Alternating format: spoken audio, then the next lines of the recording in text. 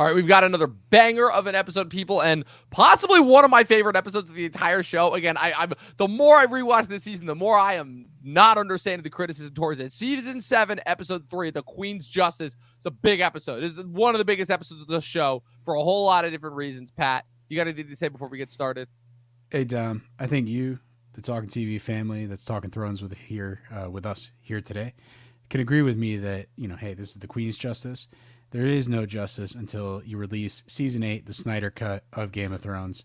Let's do it. Let's go. Let's go.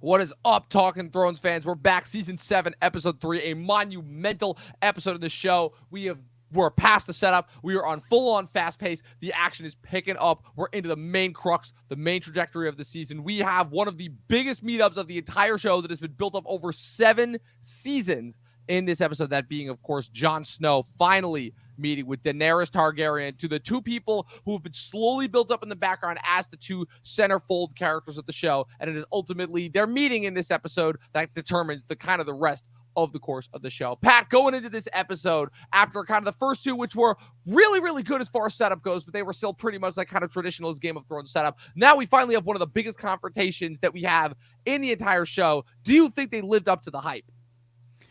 Man, yeah, I think, rewatching this episode, I was surprised because, leading up to it, first episode, second episode, it's kind of like Jon Snow's got to go south, right? He's got to immediately go meet Daenerys. And it's like, damn, they were kind of rushing this. And here it is, episode 3, they finally meet. And I think everything that happens in this episode is just exactly what it needed to be. It kind of gets them on the same page. They're squabbling to a certain degree, but they're going to be good allies. And it's because of, Tyrion. It's because of who Jon Snow is. It's because of who Daenerys is. I think there's a lot of interesting personalities that are coming together here. Davos. So like, it just works. It all jives. It's kind of amazing, honestly, how they pull this off. Like, kind of brilliant, because again, like we were saying in the first 2 episodes of this season, Season 7 is the one that is constantly like dogged on as being immediately disregarded as like one of the bad seasons. But so far, I think that Season 7 is been correcting a lot of the mistakes that the last 2 seasons made. Like I said, we are humming along at a very brisk pace. The meetups, the confrontations, they're happening in a very timely manner. And when they do happen, like, they're not kind of like the flat kind of repetitive writing that we got in the last season. Like, they're dynamic, they're interesting, they're building off of what we know with the characters. They are competing their subsequent egos, their good sides and their bad sides. And the fact of the matter is, both these characters have been through a lot. Both of these characters have a lot of baggage on their side. Both these characters have very, very, obvious reasons for being on the sides that they are on. And even though we as the audience instinctively want them to get along, because these are the two characters that we've been rooting for throughout the entirety of the show, the fact that Benioff and Weiss are still able to kind of put these two together in a situation and generate drama that doesn't feel forced, I think is tremendous, to say the least. We kick off this episode. This is the second episode this season, directed by Mark Mylod. This is also the final episode of the show, directed by him as well. I just want to keep giving some of those directors a shout out. And the first obvious thing is the cinematography, is it just rolls over the waves as they're washing under the shores. One of the more brilliant shots, I think, of the entire show, as they're walking up to kind of meet with the Dothraki. I think they do a great job establishing the tension here, where even though Tyrion is there to act as a familiar face, you have him and Jon, obviously, trading barbs back and forth, reminiscing about old times. And then as they're going up the steps to Dragonstone, obviously, the Dothraki have taken their weapons. They see with how Missandei is taking their weapons, right? Because she's the one that ordered makes, that they took their weapons. She makes the demand, and it's like, what, man, promotion. That's all I'm going to say. She went from just a translator. Hey, man, she's been one of Daenerys' early allies, She came to her. 100%. Like, she's getting those responsibilities. She's now in charge of security. here on the Dragonstone. Right. I mean, it's obviously important for Tyrion to be there as well, just given the fact that he needs to be there in order to assuage Jon's suspicions, obviously, as to what's going to come. You know, he still doesn't know what to expect. Jon is one of the very few Starks that never has been south of the Neck. He spent the majority of the show up at the Wall, and then he's only gone back as far south as Winterfell. You know, he's more familiar with the real North than he is kind of that region. You know, these politics of that have kind of dictated this region of the land for the last 6 seasons are kind of new and foreign to him. So Tyrion there as kind of like a familiar face is interesting in order to kind of set that dynamic, but it's kind of literally overshadowed when, and I think one of the only bad CG shots of this otherwise pretty capable technical season is when the dragons kind of fly down like conveniently close to Jon just to like grab at him. I wonder if they immediately smell the Targaryen blood then, and he ducks down. And I don't know, like what, like that shot, like it was so obvious where it's like a really quick cut where they try to avoid it in order to do the CG insert. But I don't know, it still feels like kind of forced when they cut to the wide. I don't know how you felt about that, but like I said, it's all leading to the big confrontation. They walk into the throne room, and like it's immediately established when Missandei utters off all of Daenerys' names, and Davos is just like, "This is Jon Snow. He's king of the North." You know, where it's just like once again, like kind of the formality versus the more simplistic nature. You know, I don't know. What were your thoughts after that first meeting? Well, I'm gonna mention the dragons here for a second because there's some great shots of them being fierce and you know violent looking and blowing up some ships and stuff like that. But there's a lot of interactions where the dragons seem just like separate from the story, right? You know, like they are CG elements. They're not. You know, obviously they are well done, but at the same time, it's not. You know, I don't know. It's such a CG thing. You know, how can you? I guess you have to suspend your disbelief for a second, and it's at all times, in my opinion, with the dragons. It's like these are CG beasts. You know, it's not anything that's like feels tangible, at least in my opinion. You know, they look awesome, great models, but yeah, it's you know they're computer generated, and. You know, so when they fly overhead and they're jumping on the ground, it definitely seems like, you know, a Hollywood trick of just like cutting some shots together and making them seem scared. And like Tyrion helping Jon up on, and is like, you never get used to them, you know, so, and I've always felt this way. Even the appearance of the dragons on Westworld, you know, felt Yeah, like I was still don't know what that was HBO taking shots at Benioff and Weiss like right after they'd kind of kicked them to the curb. So yeah, I think it's one of those things where Game of Thrones is still a show on their streaming services. So like, hey, go ahead and watch it if you haven't done so already. So that's kind of like one of those inline promotions. But what I will say is that. You know, this sequence building up to meeting Daenerys, you know, walking up and, you know, it's the show of strength. Like Daenerys is kind of, you know, they set up this whole scenario so that Jon and Davos can get the, you know, full scale of what's going on here at Dragonstone. And he does. And, you know, that's when the first interaction happens and it's like you have to bend the knee. And, you know, I guess under normal circumstances, Jon might feel compelled to do so. right, as we see later on in this season.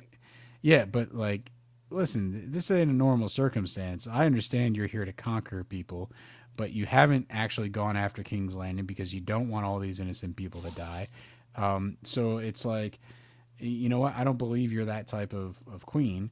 And also, the Night King is out there, and the fact is, if we don't band together and we don't put aside our childish squabbles over this, you know, Iron Throne, none of us are going to survive. And so Jon is, you know, being realistic. He's being straightforward. You know, he's pretty quick with his witticisms, but at the same time, he's, you know, being pretty blunt and not necessarily gentle with his mission of like, we got to kill the Night King. Like, you know, who knows about the White Walkers, right? You know, Jon, Sam, Gilly, you know, like Davos, even though Davos has never seen them, but he believes in them. Well, he believes in them because, you know, of Melisandre, right. You know, and so I get it. You know, he knows magic exists. He's seen Jon be raised from the dead. So like there is reason for Davos to believe, you know, but Daenerys, Tyrion, there's no reason for them to believe any of this, except for the fact that Tyrion knows Jon and knows the Starks and knows sort of the honorable upbringing that they are raised on. Yeah, definitely. Speaking of Melisandre too, you have the quick insert shot as well of her speaking with Varys right as they're walking up too, and I think it's kind of funny where Varys is immediately once again trying to take shots at her because obviously naturally doesn't trust her, and he's kind of trying to pull a little finger and extend a little bit outside of his reach, and Melisandre throws it right back in his face, where she's like, "Yeah, you're."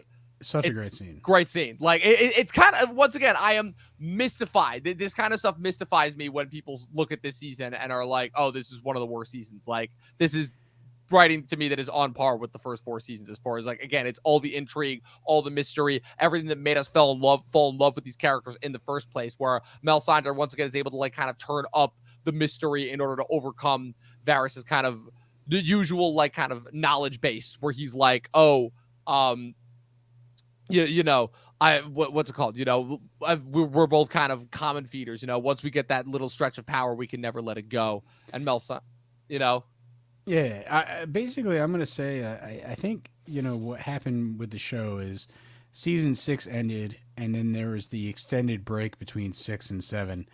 And so when people look back at the show, they sort of just group season 7 and 8 together. And it's like, oh, the end of the show, it wasn't that great. I feel like if they had taken the extended break and, season 7 is as good as it is, and maybe they took the time to do like 3 more episodes and literally just made season 7 the final season, the show might have been better. I agree. Be honest with you. I agree with that. Just like, when they bring sort of the zombie down to Cersei and Cersei agrees to go north and, ultimately betrays them, right? Does that happen? Yes, later that is what happens. Yes. Yeah. Cause next season is the realization that she's not coming. Right. So they could have literally just had, her, march north, and at some point, they could have had some sort of battle out in the fields, and and then had to fight the Night King, and that's the end of the show. Right. Like they could have figured out a way to end the storyline and maybe not even have this big like King's Landing showdown that they planned for in season 8. Right. I don't know. Maybe they could have had Daenerys just kind of get angry that Cersei wasn't sending her troops and just go and attack King's Landing first. Why Jon and his men are potentially dying to the Night King. Right. And then at the last moment, Daenerys kind of comes in again, like the Knights of the Vale. Who knows what they could have done? But if they kind of constricted themselves to like, hey, let's just tack on 3 extra episodes in season 7, the momentum that we're seeing here in this season, could have really taken that show to quite a powerful ending. But they wanted to do 6 episodes. Well, the other funniest thing about that as well is that you say that there was an extended break between season 6 and 7, and there was, but people forget there was a 2-year gap between the last 2 seasons. It felt shorter, obviously, because again, just based off of when season 7 aired, it only ended up being a year and a half as opposed to the normal 2-year gap. But still, season 7 wraps up in August of 2017, and we don't get more Game of Thrones again until April of 2019. So so you already have that gap as well. So it begs the question even further of like kind of why they needed to do this 6-episode wrap up. But yeah, I think it's a momentum thing. It's like we took the break for season 7.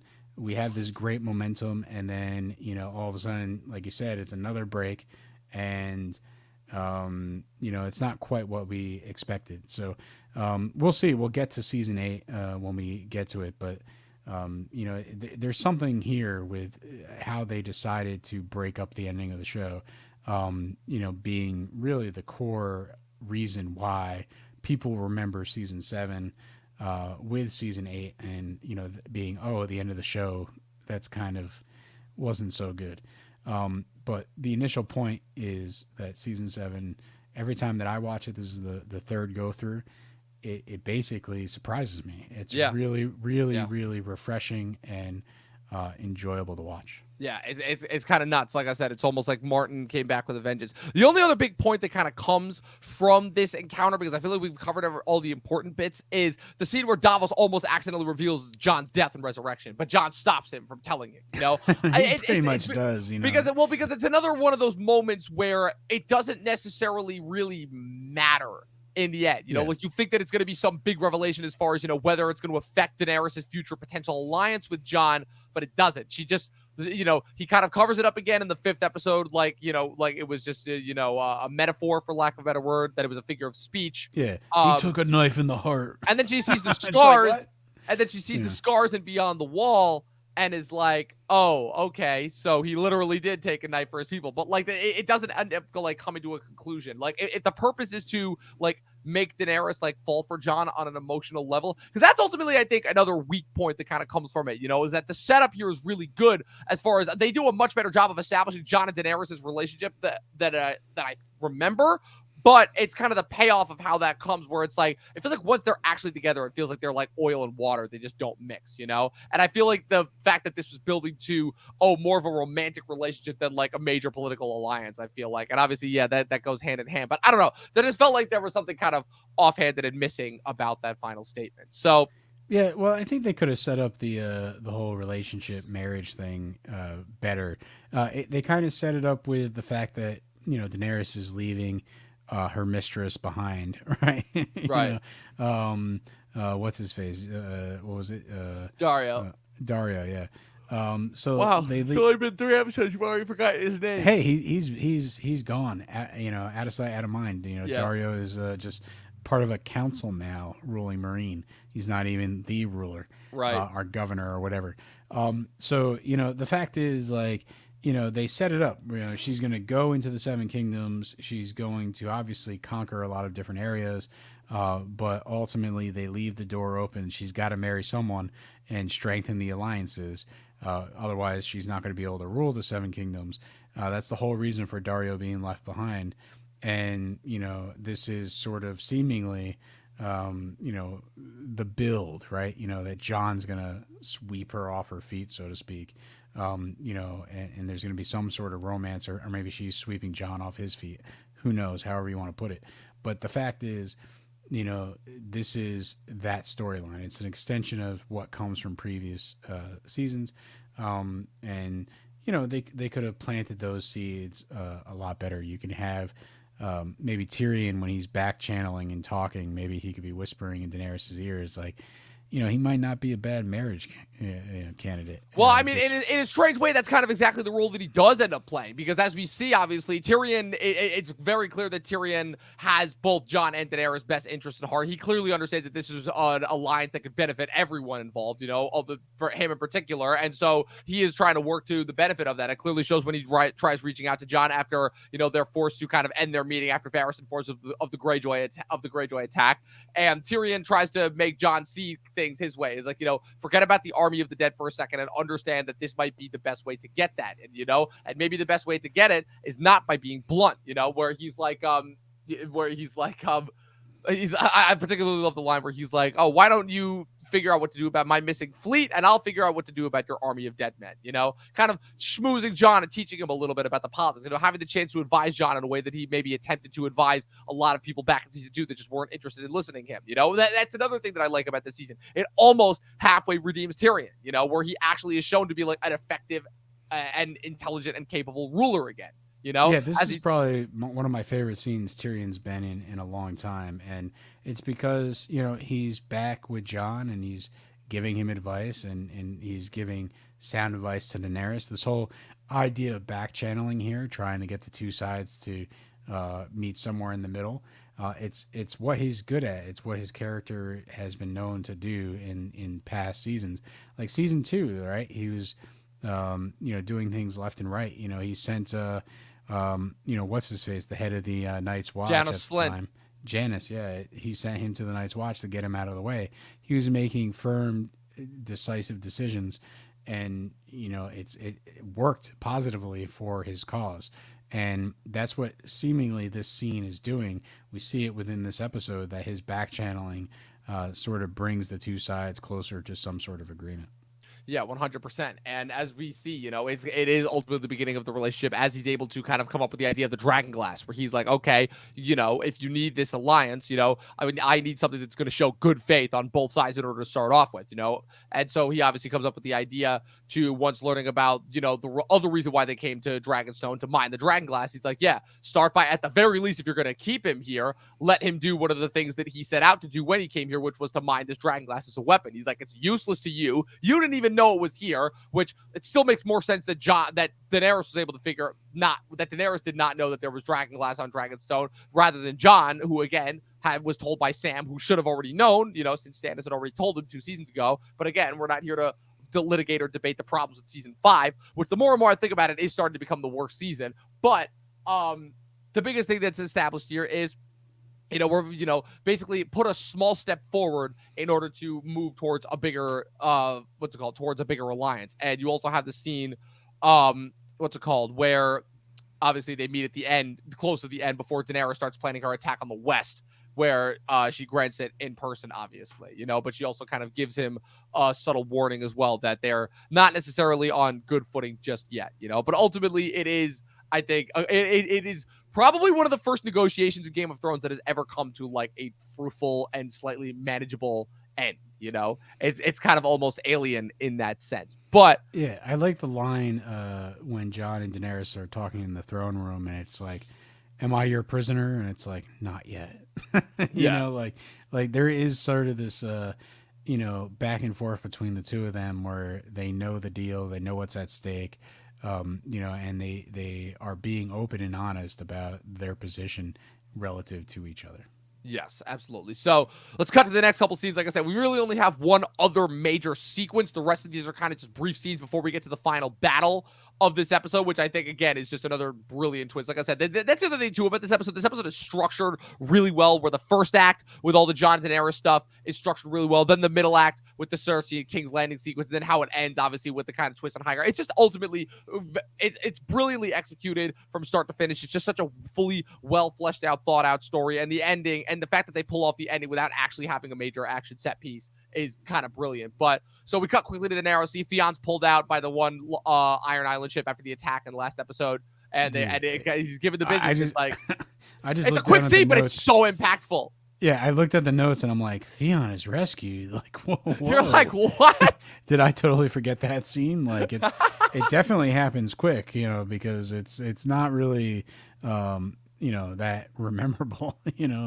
I guess he gets pulled out and the biggest thing that comes from it is the fact that it's like, now he's kind of been branded as a coward by the rest of the Iron Islanders, and it's like, great, all that progress that they made with Yara, now he's kind of stuck with them. But if anything, like I said, I think it's actually like a really interesting setup to like him having a cool redemption arc this season. Now, granted, unfortunately, where that results with that arc at the end of this season, that's a little bit of a different story. But hey, Yeah, it's a shame. This we'll see what it is. It might be the beginning of the end of Theon here. Just unfortunately, because, they could have gave him a little more. Like, he, like I said the last time when he jumped off that ship, that scene, the brutality of it, the idea that Ramsay had really traumatized him, that he wasn't fully over that trauma, the fact that Yara is captured and that he's, surrounded by this like violence that he has not seen since he was a prisoner of the Boltons. Like he had a reason to jump off that ship that was not necessarily being a coward. Right. And we don't necessarily explore that, maybe when they rescue him, he should have been like a little more mad, and like, they don't even get to call him like like a scaredy cat or freak or whatever. Well, the biggest kind of line that comes out of it is the fact of it's like he's like, I couldn't save her. He's like, yeah, if you could have saved her, he's like, you're right, because if you had tried to save her, you wouldn't be alive, And so it's like, it's kind of already like kind of showed that it's like, wow, okay, Theon is just continuing to be kind of, breaking the iron, kind of Theon's, I guess, like kind of more rational minded sense of what happened with the battle is kind of in direct contrast to, some of the other Iron Islanders, and so kind of how that builds to its resolve at the end of this season, I feel like is kind of where they flip the boat, mostly because the biggest thing is that, like, okay, so rather than having that really awful insert where Theon just randomly rescues Yara with seemingly no problems at the beginning of next season, why don't you just have in this last season, have this this big set piece where they go and rescue her, or like just have that be a part of the action of the episode rather than having this really stupid like fight between Theon and the one lead sailor, Yeah, I think this particular scene, talking about this episode, maybe he should have been pulled out and, he should be dealing with that trauma. And, it could have been a little more in depth to his character, give us a little more glimpse into, him relapsing into sort of despair. And then maybe, he has a little bit of an arc this season where he's got to kind of, get over that finally for good. There's going to be a lot of violence ahead. And every time that he's in a sticky situation, to recall South Park, he can't be traumatized. Yeah, exactly. He's got to get over that, Right. I don't know. It's basically, again, like, a lot of the writing in the final couple seasons is like, hey, it's do we go into detail with these characters or do we streamline them? And here's a case, this particular scene, it's like, let's just streamline it. We got to show that he jumped off the ship, show where he is now. Let's get out of there. And let's Which sucks because in the next couple episodes, they still have the beats in order to like really continue it in an interesting direction. Like when he meets Jon and all of his moments with Jon for the rest of the season, those moments are legitimately great.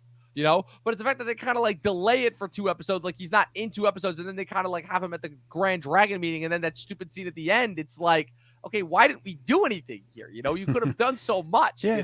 Well, let's see where it goes. It's we'll keep track of it, but yeah, we've been talking about it. It's like, how can you have the Iron Isles on simmer most of the series, and then it's going gangbusters right now, and then here's the moment where it kind of recedes.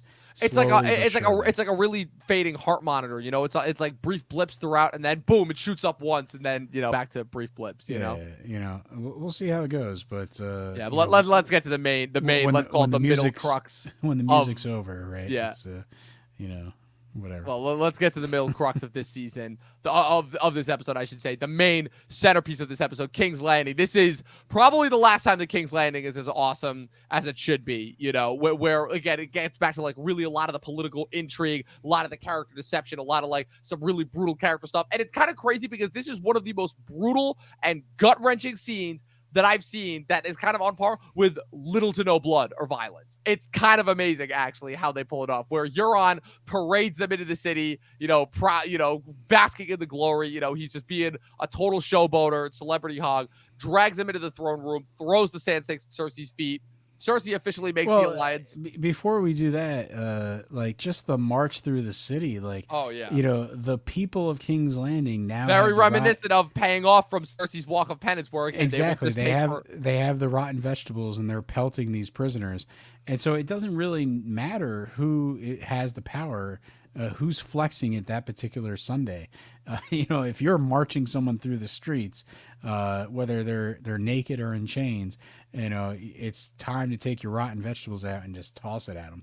The people of King's Landing are somewhat despicable, and that's what as we talked about on many occasions. These are the same people who started a mob riot. That's what I like about this show, right? It's like, we spent all this time, Tyrion and Daenerys and whatnot, talking about not harming the innocent people of King's Landing. But every chance that the show creators get, they just show us, King's Landing's people are kind of despicable. Whether or not that's their fault or whatever, it's, generations, centuries of just mismanagement has created a cesspool that is King's Landing. That might be the case. But the fact is, you always get these not so subtle reminders that, they're flip-floppers. It's like whoever's marching through the street is getting vegetables thrown at them, whether it's the, faith militant or it's basically Euron. So the fact is, like, King's Landing is not this great place. And this is, it seems like a harmless, just like, obviously Euron's walking these prisoners to Cersei, but the fact that they spend so much time on it really does tell you, the audience, the type of place this city is. And you're right. Once he gets into the throne room and throws them down at the feet of Cersei, this is that gift, that justice that no man, as Euron puts it, has been able to provide for Cersei. Yeah, absolutely. And it leads to more, I think, rather humorous scenes between Jaime and Euron that has been, of course, memed to death at this point. The infamous finger in the bum line where Euron is just taunting Jaime every chance he gets. Like, it's great. Well, the best part is when Jaime goes to basically slap him, this is and it. he's like, we'll talk later. Exactly. It's so good. I don't think Jaime knows how to handle someone that is so openly flippant as Euron, and it's just it's a quagmire for him. Yeah, to say the least. But of course, like I said, it leads to probably one of my favorite scenes of the entire show here, which is the Cersei torturing Ellaria and Tyene Sand here. Because I mean, just the conversation alone, like how Cersei comes at it from the position of a grieving, wounded mother. And even though, like, she is clearly setting these two characters up to die in a vicious, horrible way, she is just kind of reminding them of the pain and suffering that they caused her, kind of reminding them suddenly, like, why they're in this position in the first place, kind of really racking up, like, and kind of breaking through them psychologically, in a way that probably they weren't expecting, because obviously Ellaria is trying to put on this brave front while she's blindfolded the entire time, but Cersei's, once again, just like, you killed my little girl, you did that and it doesn't matter now. She's dead. And so now she's like, I've dreamed of this moment of like how I was going to torture you, kind of the slow build to it. And she's like, I was thinking of having Sir Gregor crush her skull like your precious Oberyn, the way she talks about like kind of, once again, it's just more mastering and gaining power over her enemies. And the way that Lena Headey plays this scene, like the way that she is just deliciously chewing on every single bit of scenery. I've talked a lot about how I love when actors ham it up a little bit and go a little bit over the top, but this is just, it is quality overacting right here is what it is, but it's overacting through underacting, if that makes any sense. Lena Headey, this is famously her penultimate season that she was nominated for an Emmy.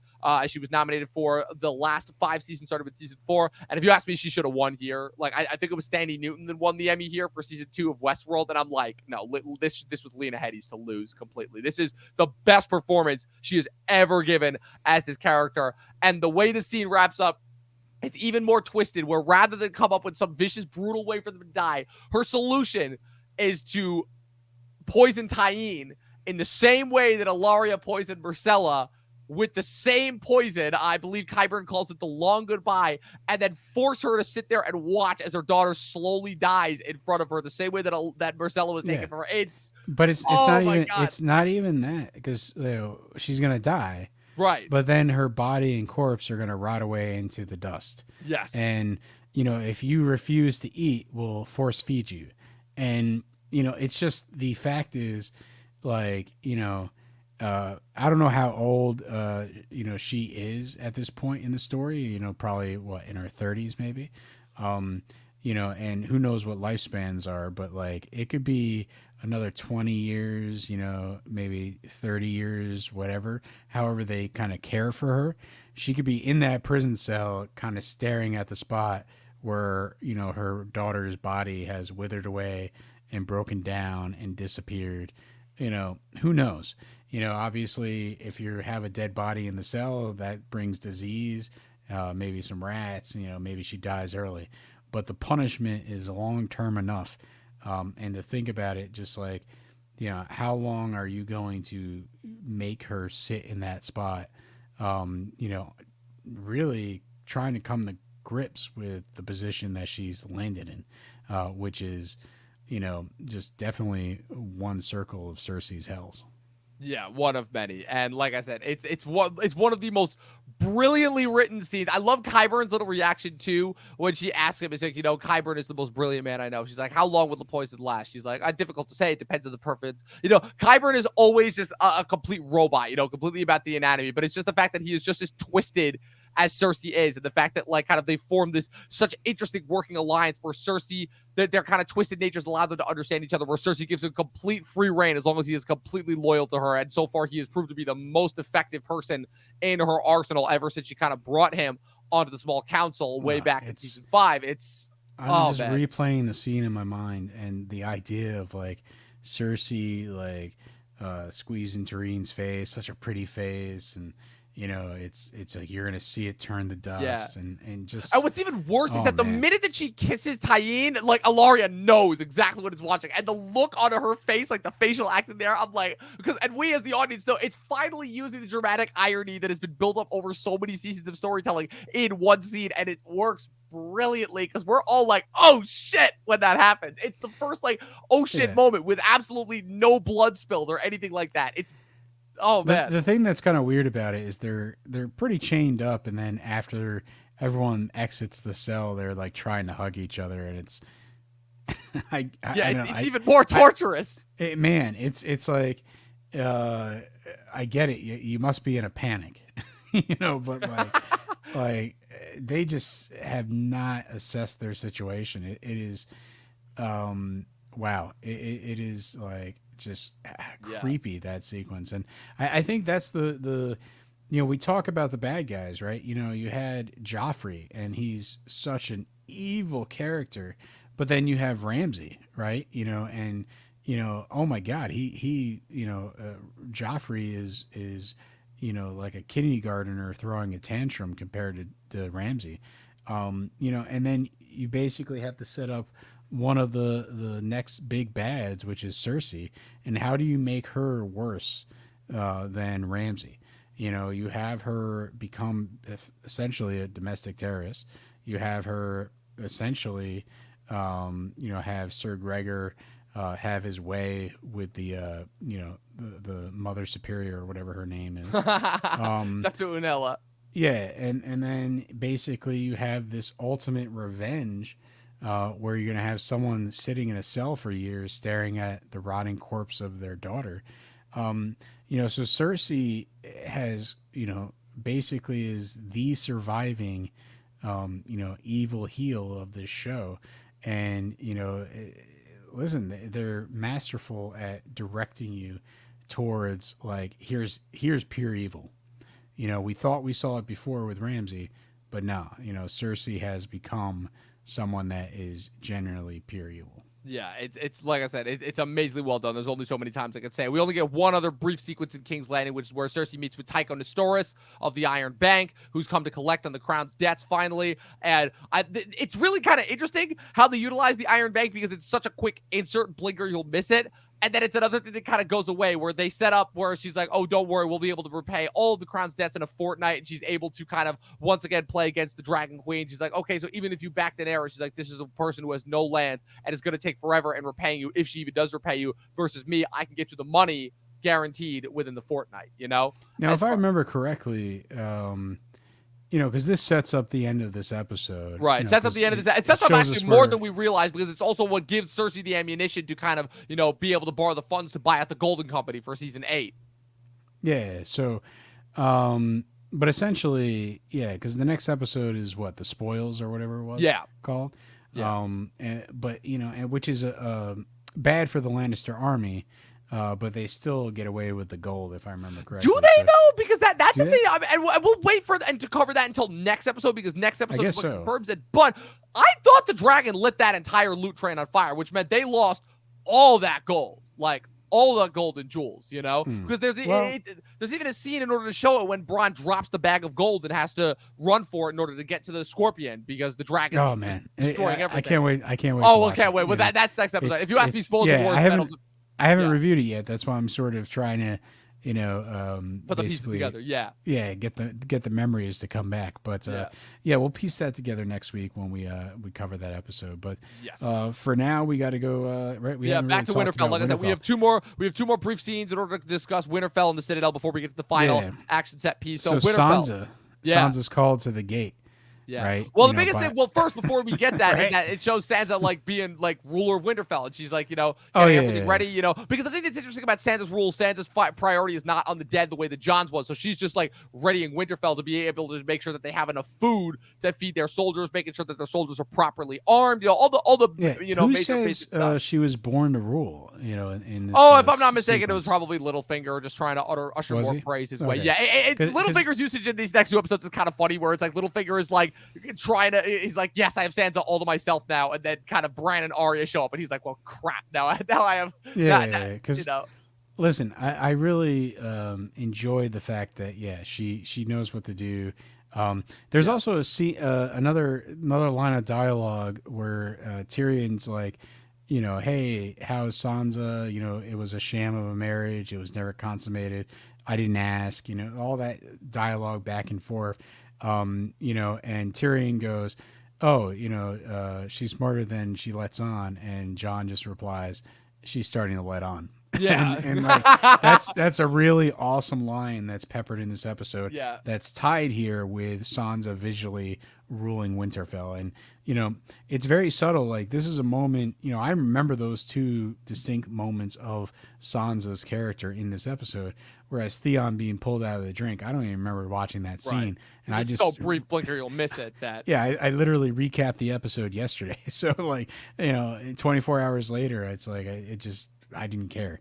But anyway, so she's called to the front gate, and it's right. Basically, here's the it's Terminator. Bran. He's back finally. The Dr. back. Manhattan has arrived. Like I said, the forces are starting to get back together. Like I said, they're starting to kind of put the archetypes together. It's kind of interesting where if you explore kind of, obviously Game of Thrones has so many rich and interesting characters inside to do, but if you explore the main 8 character archetypes. I feel like Theon, you could debate whether Theon's a main character or not, but I feel like over time Theon kind of got phased out of the main 8, of course, which were, of course, Jon, Daenerys, Tyrion, Jaime, Cersei, Sansa, Arya, and Bran. To me, it was always those 8 as far as being kind of, the main character archetypes. And what's so interesting about, kind of the 3 Starks in name, as you would say, is that they kind of represent these really interesting story archetypes. And now that they've kind of, you're seeing them full circle and you're seeing them get back together, where you have Sansa as the ruler, Bran as kind of like the wizard advisor, and Arya as the assassin.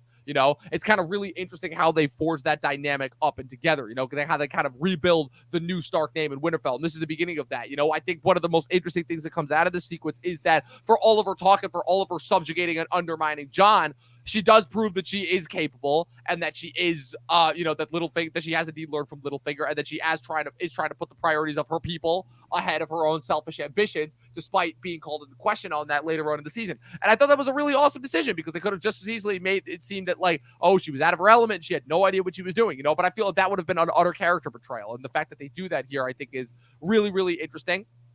And what leads to the conversation, and as far as how that leads to the conversation with Bran, as far as like kind of keeping it in line with more Game of Thrones, like it's so weird because this conversation, I go back. I am the 3-eyed raven. I learned this from the 3-eyed raven.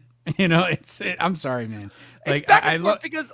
I guess the betrayal I by like the it, characters. and other times I'm like, why does this have to be phrased like this? But like, in a way, I get it, because he needs to make her understand just what he's capable of as the 3-eyed raven. There's only so many times that he can say, "Oh, I see everything now. I'm not really." Yeah. There's only so many times he can really say that before I really love how Bran has become this sort of sedated, all-seeing character. I kind of like it. I like to make fun of it because it doesn't really go anywhere. But it's like Bran, the actor, plays it really well. It sets up for some really witty dialogue. Playing with the idea that he can see past, present, and future. A lot of it's great stuff. But ultimately, at the end of the day, it's like it just doesn't really amount to anything. Here, not yet, at least in this episode, he basically is like, "You were so pretty on your wedding night in the white dress," and it's like it's pretty creepy. It is pretty creepy the way that it's phrased, but again, like that, it's kind of what's needed in order to understand and emphasize. It's like, okay, yeah, I'm back. I'm here to help my family in some way, whether he admits it or not. He kind of needs Winterfell to use Winterfell as his home base, kind of, because in order to use the Weird Tree, in order to continue to assist him against the Night King, because he is still on the side of the living. But at the same time, it's like he needs to also make her understand that he's literally not human anymore. And this is kind of one of the things where he's so divorced and so detached himself from any sort of human emotion that even at events such as horrific as that happening to his sister just means nothing to him. And I think like there's in the moment, it's like it was a light snow like it is right now. And, you know, he's it's like he's really, writing a screenplay, you know? Yeah, really into the details here. And, you know, I don't know, man. Bran is one of those characters where it's like the power that he has is really awesome. And, you know, it's some of these scenes where he's sort of letting on to individual characters. Like we'll see one with, I think, Littlefinger coming up. Yes. One that I'm very much looking forward to. Yeah, we eventually see one with Jaime Lannister. Yes. You know, there's so many good scenes where Bran kind of like introduces his new power to some of our favorite characters of the show, and it's, oh man, they are well written scenes. They are very well written scenes, almost like they're paying off from keeping him out of the show for a season. Ultimately, again, ultimately, I still wish, you know, it led to something a little more magical. You know, in season but again, 8. save that for season 8. Save that for season 8 is all that I gotta say. Yeah, one more brief stop up at the Citadel. We gotta wrap up the Sam Jorah arc so that we can move on to other things there. It shows that Sam's plan to cure Jorah has worked. I love the interaction between them and the Archmaester. Where he's like, it seems that it is healed overnight. I wonder what could have happened here. And he's like, I don't know. I just woke up and felt better. It's almost like all the top layer of the skin was ripped off. And a medicinal ointment was placed, and he looks at Sam like but like I do like how they play, where the Maester knows exactly what's happened here, but he can't exactly punish Sam because, like, Sam did something that was that both no Maester would have even attempted or might not have even been capable of, and the fact that he pulled this off, it's just like, okay, this kid's useful. You know, this kid has essentially proved himself. You know, like he is worthy to learn. Still traumatizes me. Bite down on the wood. You know, it's like it starts flaying him alive, and it's like, shh. You know, like, oh my god, I don't know if you know you had still a violent season. It's still a violent season. Yeah, if you had 2, 3, 4 inches of skin being, you know, cut off your body, it's that's not something you can do in silence. You know, just biting down on a piece of wood. It's really rough to do. I guess, you know, Sam is a good bedside manner here, and Jorah's tolerance for pain has, you know, there's a new definition for Jorah. What 100%. Pain is. 100%. Yeah, but like I said, I love the kind of the wrap up scene between Jorah and Sam, the way that he kind of shakes his hand, you know, before Jorah ultimately leaves, and then Sam is both rewarded and not rewarded. Where it's like, again, the Archmaester is like, you know, oh, okay, you know, we specifically forbade you to do this, but you did save this man's life, you know, and that's something that, you know, we have to both reward and punish. And he's like, you can start by transcribing some of those old scrolls. They're being eaten by termites. And then he looks at him and he's like, oh, you thought you were going to be rewarded. He's like, your reward is not being kicked out of the Citadel, you know. I thought that was that was a pretty good funny that they made. And what was it? The mites like flesh too? Yeah, he's like, be careful, the mites like enjoy flesh. Oh my god. It's not exactly what Sam was hoping. Yeah, for. Not exactly gratifying ultimately. It's funny because originally I thought that there was a section there where it's like, oh, some of these scrolls happen to be from the restricted section, so they may have like helped him, you know. But the irony of the situation being that these scrolls are ultimately what informs him about the annulment between Rhaegar and oh my god, what I can't remember Oberyn's sister's name. Rhaegar and Prince Doran, Oberyn, and Elia, between Rhaegar and Elia Martell, and his remarriage to Lyanna Stark, which makes Jon the legitimate heir to the throne, you know, even though it's Gilly that finds it, and then Sam, of course, takes all the credit for it. But so, more important, quick kind of setup. Now, let's get to it, the final action set piece. Once again, I think building off of the brilliance of Ocean's this episode. 11. Yeah, where Tyrion is basically outlining his entire grandiose plan. You know, he's flexing a little bit where it's like, oh, you know, my father, he never took me seriously. But what he did do is he made me in charge of all the sewers of Casterly Rock. And so, of course, it allowed me, you know, a spot in order to, like, congregate and bring my... Yeah, but you're skipping the Ocean's 11 part, right? Where they do the whole plan and they're going to scale the walls and they're going to get murdered. And right. But, yeah, and then he skips to, I had to build the sewer system because my dad couldn't be bothered to lower himself to such levels, and I built something for myself, and we're going to use those tunnels to open the doors and kill everybody. Yep. And it's 100% like it is a 100% foolproof plan. They planned it out well. It's executed great. The way that it kind of happens, it's the Ocean's 11 montage trick, right, where you're describing what you're going to do and you're visually showing us what's happening. And at any moment, you could sort of say, hey, but that could lead to certain death, so we're going to do it this other way, and then cut back to do a separate montage, Right, and kind of adding on top of it, redirecting us. you get to have Grey Worm carry out another sequence similar to what he did way back in season 4 when they first took Meereen, which is where again he takes a squad of soldiers into the castle through the sewers to kills the guards, opens the gate, and lets the Unsullied in. It's a quick, brief action set piece, but unfortunately, it's all for naught as it's revealed to be nothing but a trick. As Jaime used the same tactic that Robb Stark used on him at Whispering Wood, where they only left a small garrison at Casterly Rock. They ultimately abandoned the castle for its ultimate uselessness to them, as it didn't really pose any use to them anymore with the gold mines having run dry.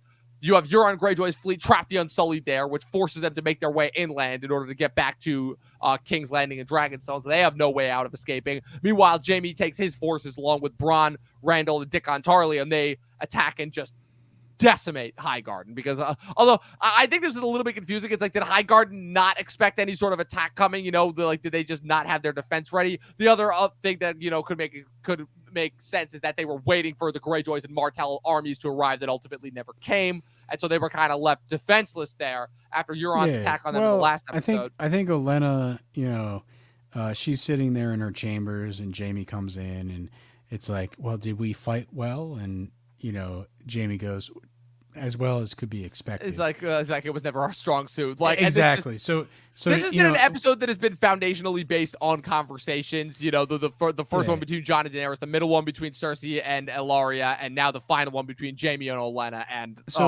through dialogue, they find a way to explain that it wasn't really too much of a fight, and that Highgarden was simply just crushed.